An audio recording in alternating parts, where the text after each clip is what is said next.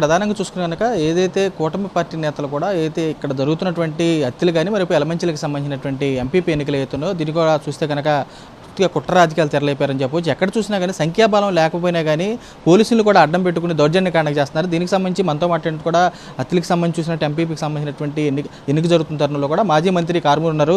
Sir చెప్పండి, ఏ విధంగా చూస్తారు? గతంలో ఇలాంటి పరిస్థితులు చూసారా?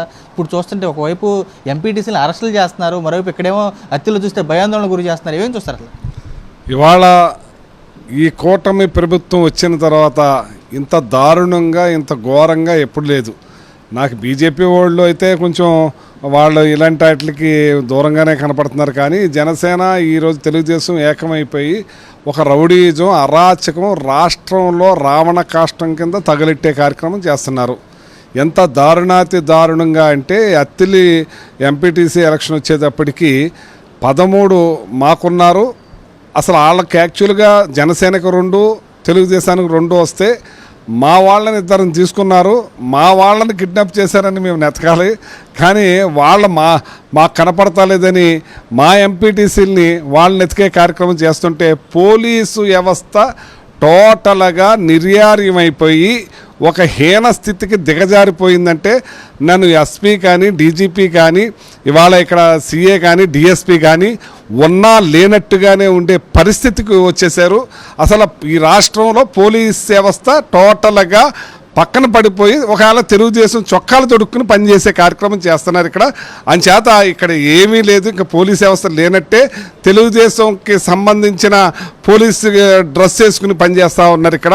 టోటల్గా నిన్న ఎక్స్ మినిస్టర్గా ఒక బీసీ నాయకుడిగా నా ఇంటి మీదకి జనం వచ్చేస్తే కనీసం ఇక్కడ 100 మంది పోలీసులు పెట్టామన్న ఎస్పీ కూడా పంపించేస్తానంటాడు, గంటలైనా రారు. డిఎస్పీ పంపించేస్తానంటాడు, సీఏ పంపించేస్తానంటారు, కానీ అందరూ కూడా రాకుండా వాళ్ళకి పూర్తిగా తెలుగుదేశం చొక్కా తొడుక్కుని పనిచేసే కార్యక్రమం చేస్తుంటే దారుణాతి దారుణంగా హీనంగా ఉంది. ఇక్కడ మరి ఎమ్మెల్యే ఎంత దారుణంగా ప్రవర్తిస్తున్నాడంటే ఇవాళ మనకి కనపడటం లేదు అని ఆయన చాలా సింగపూర్ నుంచి వచ్చాడు పాపం ఆయన, కానీ మిస్సింగ్ని మెస్సింగ్ కూడా రాశాడు ఆయన. చాలా దారుణాతి దారుణంగా ఉంది. మా ఎంపీటీసీలు నేను మా నాయకుడు అధినాయకుడు జగన్మోహన్ రెడ్డి గారు ప్రజెంట్ ఎమ్మెల్సీ వంకారవి గారు అందరం కలిసి దిగిన ఫోటోని పట్టుకుని ప్రతి బస్సును ఆపి ప్రతి కారును ఆపి మా వాళ్ళు కనపడతలేదని చూపించి నెతుకుతున్నారంటే పోలీసు వ్యవస్థ ఉందా లేదా అని సిగ్గుపడాలి మీరు అని నేను అడుగుతున్నాను. తల దించుకోవాలని మిమ్మల్ని అడుగుతున్నాను నేను. ఏంటి వ్యవస్థ, ఏం నడుస్తుంది వ్యవస్థ? అలాగే ఎమ్మెల్యే చాలా ముందు అడిగేశాడు. ఇప్పుడు చాలా తెలివైన వాడు అనుకుంటున్నాను నేను. ఏంటంటే తెలుసా, ఏదైతే పవన్ కళ్యాణ్ గారి శాఖకు సంబంధించి ఎన్ఆర్జీఎస్సీ 100 రోజుల ప్రోగ్రాంకి పనిచేసే వాళ్ళను కూడా మభ్యపెట్టి మీకు మస్తరేస్తాం, మళ్ళీ ఇక్కడ మీటింగ్ ఉంది, మీటింగ్కి రండి అని చెప్పి 300 రూపాయలు బిర్యానీ ప్యాకెట్ అని ఆడవాళ్ళని మగవాళ్ళని కూడా తీసుకొచ్చి ఇక్కడ కూర్చోబెట్టే కార్యక్రమం చేశారు. నేను ప్రశాంత వాతావరణంలో ఎలక్షన్ చేయాలని చూస్తున్నాను.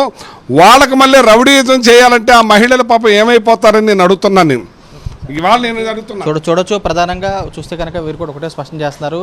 ప్రశాంత వాతావరణంలో ఎన్నికలు జరగాలని తాము కోరుకుంటుంటే ఒకవైపు టీడీపీ నేతలు కానీ ఇక్కడ ఉన్నటువంటి జనసేన నేతలు కూడా పూర్తి స్థాయిలో కూడా కుట్ర రాజకీయాలకు తెరలేపుతారని చెప్పి వారు కూడా స్పష్టం చేసి కూడా కనబడుతుంది.